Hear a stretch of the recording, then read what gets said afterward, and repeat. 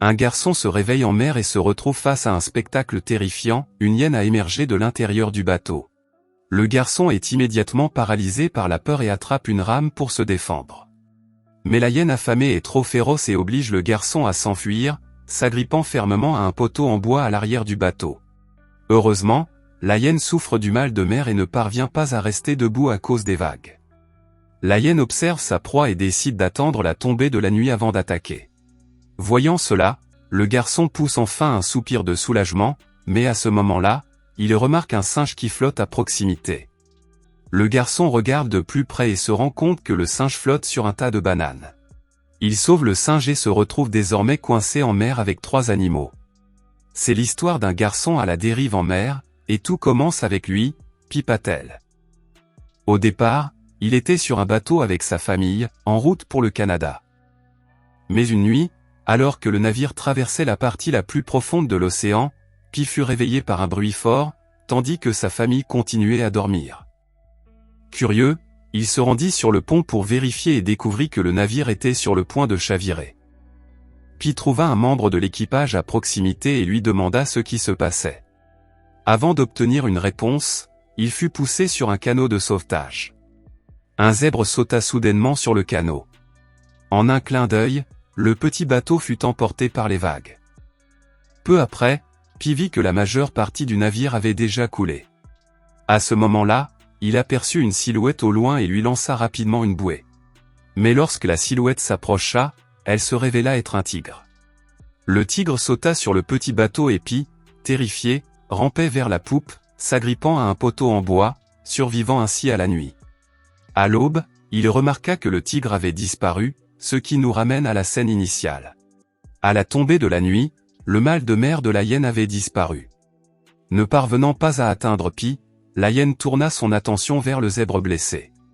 Pi cria pour la faire fuir, mais le garçon était impuissant face à cette scène brutale et ne pouvait que regarder avec horreur. Pour éviter d'être tué par la hyène, Pi se retira à nouveau à l'arrière, survivant à une autre nuit. Le lendemain, Pi, complètement épuisé, tomba accidentellement à la mer. Il se réveilla rapidement et regarda vers la proue, la zèbre était déjà morte, mais le singe avait survécu d'une manière ou d'une autre. Pi savait qu'il ne pouvait pas rester là. Réfléchissant aux armes possibles à bord, il rassembla son courage et, pendant que la hyène ne regardait pas, il trouva un manuel de survie. Il le feuilleta rapidement, puis construisit un radeau de fortune en suivant les instructions. Il avait l'intention de quitter temporairement le bateau avec le singe, mais la hyène se précipita soudainement à l'extérieur. Pour protéger le garçon, le singe engagea un combat féroce avec la hyène. Le singe assomma la hyène d'un coup de poing, et le garçon ne put s'empêcher de pousser un cri de joie. Mais en quelques secondes, la hyène attrapa le singe à la gorge et le tua. Pi était déterminé à venger le singe qui l'avait défendu. De manière inattendue, le tigre apparut et tua rapidement la hyène. Pi poussa rapidement le radeau dans la mer et sauta ensuite de la petite embarcation. Heureusement, le tigre hésitait à entrer dans l'eau. Pi était donc temporairement en sécurité sur son radeau. Plus tard, pendant que le tigre dormait, Pi se glissa à nouveau dans le bateau et trouva plusieurs boîtes de conserve. Il transféra une partie de la nourriture sur son radeau. Affamé, Pi prit immédiatement un biscuit et commença à manger, malgré le danger. À ce moment-là, Pi découvrit une souris sur le bateau, mais ses couinements réveillèrent le tigre endormi. Le tigre tenta de manger Pi, mais ses mouvements maladroits l'empêchèrent de l'atteindre. Pensant être en sécurité, Pi vit soudainement le tigre changer de tactique. Dans un moment de désespoir, le garçon attrapa la souris et la jeta dans la gueule du tigre, puis sauta rapidement sur le radeau. Comme la carcasse du zèbre se trouvait encore sur le bateau, le tigre épargna temporairement Pi. Cette nuit-là, le tigre resta debout sur le bord du bateau, fixant intensément sa proie. Si le garçon était resté loin du bateau, il n'aurait pas pu prendre la nourriture qui y était conservée. S'il était parti, il aurait fini par être dévoré par le tigre. Après une nuit de réflexion, Pi prit une décision courageuse, il allait apprivoiser le tigre. Suivant les instructions du manuel, la première étape consistait à choisir un jour calme, à positionner le canot face au vent, en le rendant aussi stable et confortable que possible, puis à souffler dans un sifflet. La deuxième étape consistait à tourner le bateau sur le côté par rapport aux vagues et à continuer à souffler dans le sifflet. De cette façon, le tigre associerait le son au mal de mer et à l'inconfort. Mais l'étape la plus cruciale restait à venir. Pi rassembla son courage et urina sur le bateau pour marquer son territoire. Mais le tigre ne réagit pas, au contraire, il sembla se moquer des actions du garçon. Même si ces mesures risquées ne fonctionnèrent pas, Pi n'abandonna pas. Il a même commencé à partager avec le tigre l'eau fraîche qu'il avait recueillie et à essayer de pêcher avec des biscuits. Tout cela pour assurer sa survie, car le tigre avait besoin d'environ 2 kilos de viande par jour et, s'il devenait trop affamé, il attaquerait le garçon. Mais malgré les jours et les nuits passés à essayer, Pi ne parvint à pêcher rien. Finalement, ce que Pi redoutait le plus arriva. Un jour, la tigresse, incapable de supporter plus la faim, se jeta à la mer. Mais la tigresse maladroite ne parvint à pêcher aucun poisson. Le garçon ne put s'empêcher de rire des tentatives maladroites du chat géant. Mais son rire ne dura pas longtemps, car la tigresse fixa bientôt son regard sur lui et se mit à nager dans sa direction. Terrifié, Pi tira rapidement sur la corde et sauta dans le petit bateau juste avant que la tigresse ne puisse l'atteindre. Le garçon leva une hache, prêt à mettre fin à la vie du tigre. N'ayant jamais tué auparavant, Pi hésita et ne parvint pas à le faire. À la tombée de la nuit, le tigre était resté en mer pendant une journée entière. Pour éviter que le tigre ne meure dans l'eau, Pi transféra toute la nourriture du bateau sur le radeau, puis poussa le radeau dans la mer. Le garçon abaissa ensuite une planche, permettant au tigre de monter dans le petit bateau tandis qu'il retournait sur le radeau. Ainsi, le garçon et le tigre continuèrent leur voyage à la dérive en mer. Un jour, Pi remarqua soudainement un gros poisson qui nageait dans son filet. Il l'attrapa rapidement, puis le frappa avec un marteau.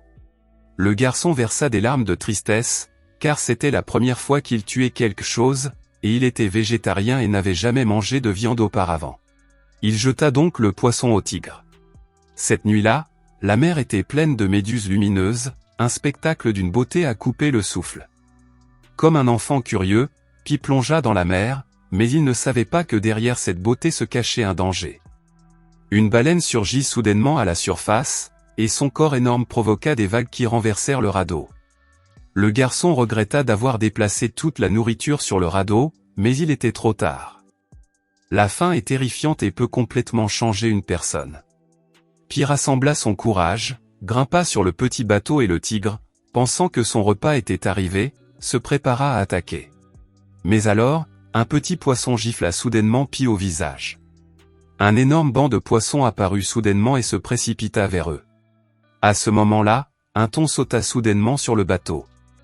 Alors que le tigre s'apprêtait à le manger, Pi savait qu'il ne devait pas montrer de faiblesse. Il attrapa un bâton et l'enfonça dans la gueule du tigre. Surpris par l'attitude féroce du garçon, le tigre recula et mangea le plus petit poisson. Cette nuit-là, après avoir nettoyé le thon, Pi le mangea. Avoir suffisamment de nourriture n'était pas suffisant, car le garçon savait que pour survivre, il devait apprivoiser le tigre. Courageusement, il monta sur le petit bateau et commença à dresser le tigre avec le bâton. Pi sortit un morceau de poisson de son sac et l'offrit au tigre avec le bâton. À sa grande surprise, après l'avoir mangé, le tigre, comme un animal domestique, en redemandait. Voyant cela, Pi lui en lança un autre morceau. Il semblait que le tigre avait été apprivoisé avec succès, alors le garçon retourna sur le radeau. À ce moment-là, un banc de dauphins apparut au loin et le garçon aperçut également un navire. Il lança rapidement une fusée de détresse dans le ciel, espérant que le navire la remarquerait. Mais malheureusement, le navire ne remarqua pas le signal de détresse. Cette nuit-là, le garçon et le tigre regardèrent les étoiles, se demandant quand tout cela prendrait fin. Soudain, le ciel serein devint orageux et le petit bateau fut ballotté par les vagues, risquant de chavirer. Le garçon et le tigre se blottirent dans la cabine du bateau, espérant que la tempête passe rapidement. Finalement, la mer se calma. Cependant, la nourriture qu'ils avaient conservée avait été emportée. Un mois plus tard, Pi n'était plus que l'ombre de lui-même et le tigre était à l'agonie. Le garçon but désespérément une gorgée d'eau de mer, mais cela ne parvint pas à étancher sa soif. Voyant le tigre affaibli, Pi versa toute l'eau qui lui restait dans la bouche de l'animal, le traitant comme un compagnon. Après plus de 100 jours à la dérive, ils ne purent plus résister. Mais lorsque Pi se réveilla, il découvrit qu'ils avaient accosté sur une île. Il grimpa rapidement sur le rivage et, voyant la végétation verte devant lui, se mit à la dévorer, sans se soucier de savoir si elle était toxique. Il était tout simplement trop affamé. Après avoir rempli son estomac, il s'aventura dans l'île. Lorsqu'il émergea de la forêt, Pi fut stupéfait. L'île grouillait de suricates et il y avait plusieurs flaques d'eau autour d'eux. Pi, épuisé, plongea et nagea joyeusement. Le sentiment d'avoir survécu était incroyable et le tigre était encore plus excité car l'île était un buffet infini. Le garçon trouva un endroit où attacher le collier que sa petite amie lui avait offert. Avec toute la nourriture disponible sur l'île, il décida d'y rester. Mais un danger imminent fit rapidement changer d'avis à Pi. Au coucher du soleil, les suricates semblaient sentir le danger et grimpèrent tous dans les arbres pour se cacher, tandis que le tigre retournait vers le petit bateau. Au début, le garçon n'y prêta pas attention et continua à jouer avec les petits animaux. Mais au milieu de la nuit, il découvrit que les poissons dans les mares étaient morts. En y regardant de plus près, il se rendit compte que l'eau douce et potable de la veille s'était transformée en un acide hautement corrosif pendant la nuit. Pi cueillit une fleur lumineuse et, en l'ouvrant, trouva une dent humaine à l'intérieur. Le garçon comprit que l'île n'était pas sûre et, en regardant au loin, il remarqua que la forme de l'île ressemblait à celle d'une femme allongée. Le lendemain, Pi rassembla une grande quantité de nourriture et d'eau, puis il souffla dans son sifflet. À sa grande surprise, le tigre arriva, et les deux reprirent leur voyage. Après d'innombrables jours et nuits, Pi finit par accoster. Il était si épuisé qu'il ne pouvait plus tenir debout, tandis que le tigre semblait en bien meilleure forme avant de se diriger vers la jungle. Mais lorsqu'ils atteignirent la lisière de la forêt, le tigre s'arrêta. Pi pensa que le tigre allait se retourner pour le regarder, pour lui dire au revoir d'une manière ou d'une autre. Mais le tigre ne se retourna pas et disparut dans la jungle. Lorsque Pi fut enfin sauvé, il pleura comme un enfant. Après 223 jours passés ensemble, le garçon avait développé un lien profond avec le tigre. Mais le tigre quitta sa vie sans même un au revoir. Qu'auriez-vous fait dans cette situation ? Commentez cette vidéo et abonnez-vous pour ne pas manquer d'autres vidéos comme celle-ci. Merci d'avoir regardé.